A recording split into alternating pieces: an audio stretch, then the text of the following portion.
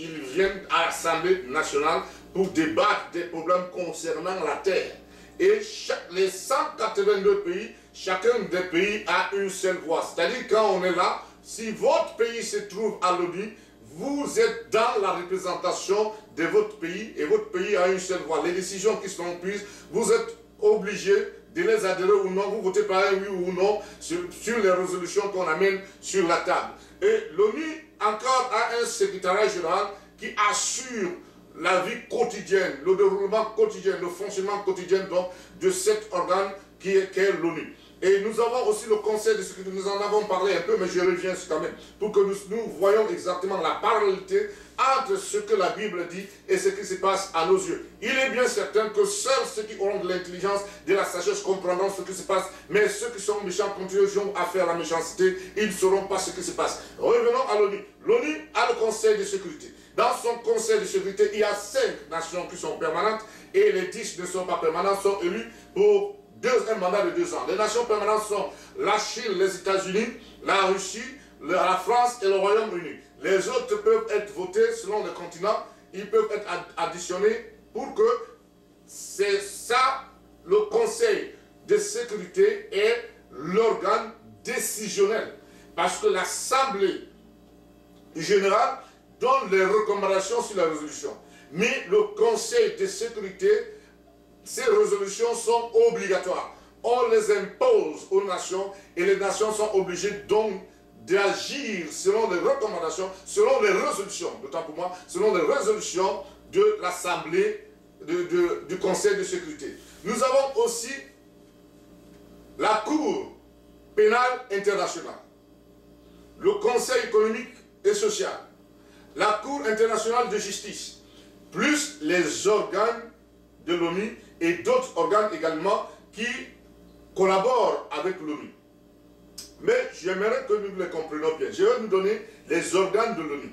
Les organes de l'ONU seront ceux-ci. Il y a le PNUD, le Programme des Nations Unies pour le développement. Le ASCR, je ne pourrais pas vraiment étaler tout aujourd'hui, mais je pense que Dieu nous donnera le temps pour voir pas à pas ce que ça veut bien dire. Le Haut Commissariat de réfugiés, l'UNICEF, qui est le Fonds des Nations Unies pour l'enfance, le PNUE, qui est le Programme des Nations Unies pour l'environnement, et les institutions qui collaborent avec l'ONU sont le FAO, qui est l'Organisation pour l'alimentation et l'agriculture, l'UNESCO, qui est l'Organisation des Nations Unies pour l'éducation, la science et la culture. Nous avons OMS, qui est l'Organisation mondiale de la santé, et l'OMS, qui est l'Organisation mondiale du commerce.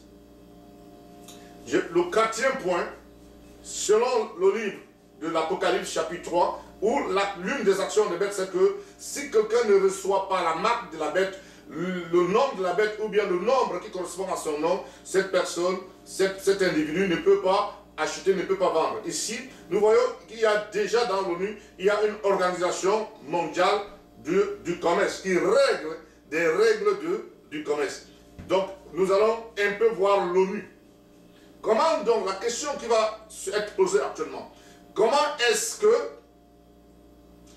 l'ONU pourra sortir, comment de l'ONU pourra sortir quelqu'un pour imposer, puisqu'il s'agit plutôt des accords pour le maintien de ce qui est bon, c'est-à-dire la paix et la sécurité internationale. Mais qui parle de sécurité, parle d'une menace. Qui est donc la menace? Qui menace le monde, alors que l'ONU s'est réunie, qui peut menacer donc le monde? C'est aussi ça la question qui va tellement nous intéresser. Daniel va revenir nous dire, dans le verset 40 du chapitre 2, le 4e royaume, il y avait du fer et de l'argile. Et Daniel dit à Nebuchadnezzar, comme il y avait du fer et de l'argile, ce royaume sera fort et faible. Parce que dans le verset 42, 43, ils vont s'allier avec des alliances d'hommes. Il y aura des alliances d'hommes qui feront en sorte que les rois, c'est-à-dire les présidents, qui seront tout autour des tables, ils ne vont pas être d'accord, il n'y aura pas une entente parfaite. C'est pour ça que Dieu lui a montré que le fer et l'argile ne peuvent absolument pas s'allier. C'est-à-dire qu'il n'y a pas une cohésion parfaite entre l'argile et le fer. Ainsi aussi, ce royaume sera faible. Il n'y aura pas une entente parce que c'est par fausseté qu'ils vont se rallier. Et nous revenons maintenant à notre l'ONU. En regardant notre l'ONU, faisons jetons un coup d'œil sur le Conseil de sécurité. L'article numéro 24 de la charte de l'ONU dit ceci, stipule très bien. L'article 24 de la charte de l'ONU stipule, afin d'assurer l'action rapide et efficace de l'organisation. Ces membres confèrent au Conseil de sécurité la responsabilité principale du maintien de la paix et de la sécurité internationale. Je reprends. Ça, c'est l'article 24 de la charte de l'ONU.